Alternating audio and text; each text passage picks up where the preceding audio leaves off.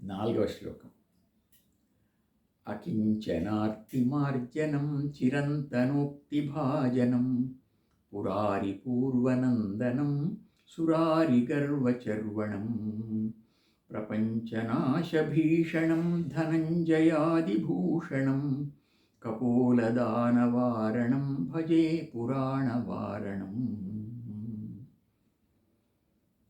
అకించనులు అంటే దీనులని అర్థం. ఏమీ లేని వాళ్ళు దీనులు. వాళ్ళ ఆర్తిని, బాధను, మార్జనం తొలగించే స్వామి. చిరంతనోక్తి భాజనం ఇలా చేస్తాడు కనుకనే వేదాలు ఆయన్ను స్తుతిస్తున్నాయి. చిరంతన ఉక్తి అంటే వేదోక్తి. ఆ వేదోక్తికి ఆయన పాత్రమైన వాడు. వేదంలో ఆయన గురించినటువంటి స్తోత్రాలున్నాయి, ఆయన గురించిన ప్రశంస ఉంది. గణానాం త్వా గణపతిం హవామహే. పురారి పూర్వనందనం, ఈశ్వరుడికి పెద్ద కొడుకు. పూర్వనందనుడు అంటే పెద్ద కొడుకు. ఆ పురారి అంటే త్రిపురములను సంహరించినటువంటి సదాశివుడు. ఆ సదాశివుడికి ఈయన పెద్ద కుమారుడు. ఈ పెద్ద కుమారుడుగా ఎందుకు వచ్చాడు, ఎలా వచ్చాడు, ఇవన్నీ పురాణాల్లో చాలా విశేషాంశాలు ఉన్నాయి. మనకు ఆయన విఘ్న వినాశకుడుగా, తొలి దైవంగా, పూర్వనందనుడై తొలి దైవంగా వచ్చాడు.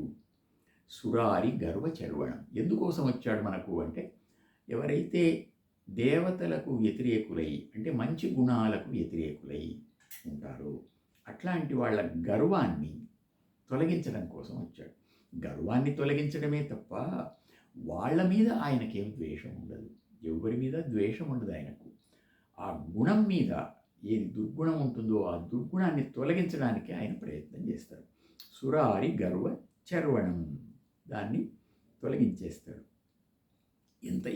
ఎంత తొలగిస్తాడయ్యా? పెద్ద పెద్ద ఆటంకాలన్నింటినీ తొలగిస్తాడా అంటే ప్రపంచ ప్రళయం చేయగలడు ఆయన. అంతటి మహాశక్తి సంపన్నుడు. ప్రపంచనాశ భీషణం, ప్రపంచానికంతటికి ప్రళయాన్ని తీసుకొని రాగలిగినంతటి భయంకరమైన స్వరూపం కలిగినవాడు, భయంకరమైన శక్తి కలిగినవాడు. ధనంజయాది భూషణం, మనం మామూలుగా భయంకరత్వం చెప్పడానికి ఒక మహాసర్పాన్ని చెప్తాం ఉదాహరణ. ధనంజయం కూడా ఒక సర్పం. అట్లాంటి మహాసర్పాలన్నింటినీ కూడా ఆయన ఆభరణాలుగా ధరించాడు. ఆ సర్పాలన్నీ ఆయనకు ఆభరణాలు, అలంకారాలు. సర్పాన్ని ఆభరణంగా పెట్టుకున్న వాళ్ళు ఎవరైనా ఉంటారా? సర్పం మహాభయంకరం. అట్లాంటి భయంకరమైన వస్తువులు కూడా ఆయనకు లొంగి ఉంటున్నాయి కనుక ఆయన అన్ని భయంకరమైన వస్తువులను కూడా తన అధీనంలో పెట్టుకున్నటువంటి మహానుభావుడు కనుక మనకు ఆపదలను అవలీలగా తొలగించేస్తాడు. ఎట్లాంటి మహాశక్తి సంపన్నుడు ఆయన అంటే, ఆ గజముఖం ఏనుగు మామూలుగా చెక్కిళ్ళ నుండి మదజలం స్రవిస్తే అది మహా ఉత్సాహంగా ఉన్నట్లు, బాగా తీవ్రమైన శక్తితో ఉన్నట్టు పరిగణన లెక్క ఏనుగు. అట్లాంటి స్థితిలో ఉన్నాడని చెప్పారు. కపోల దాన వారణం, వారణం అంటే ఏనుగు, కపోల దానం, దానం అంటారు, దాన్ని దానజలం అంటారు. ఆ చెక్కిళ్ళ నుండి ప్రవహించే నీటిని దానజలం అంటారు. ఆ చెక్కిళ్ళ నుండి ఆయనకు ఆ దానజలం స్రవిస్తోంది అంటే ఆయన అంతటి ఉత్సాహంగా, అంతటి శక్తివంతుడుగా ఆ గజస్వరూపంగా ఉన్నాడు.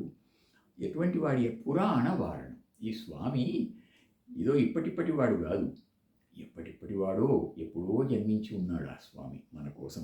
అందుకని ఆయన పురాణం, పూర్వకాలం నుంచి ఉన్నటువంటి వారణ స్వరూపం, గజస్వరూపం.